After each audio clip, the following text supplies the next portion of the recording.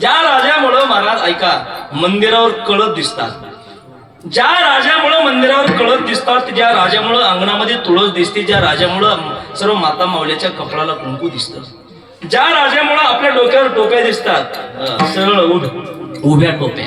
दिसल्या असत्या टोप्या पण ज्या राजामुळे छत्रपती राजामुळे टोप्या दिसतात, ज्या राजामुळे फेटा बांधता येतो, ज्या राजामुळे परमार्थ करता येतो, ज्या छत्रपती राजामुळे कीर्तन करता येतात, आपण आनंदाने जीवन जगतोय सर्वांना सोबत घेऊन ज्या राजाने कार्य केलं, सर्वांना 18 पगड जातीच्या लोकांना सर्वांना सोबत घेतलं आणि ज्या राजाने स्वराज्य स्थापन केलं ते म्हणजे माझे छत्रपती राजा. असे राजे अनेक होतील पण माझ्या छत्रपती राजासारखा राजा होणार नाही. तो राजा कोणता आहे ऐका.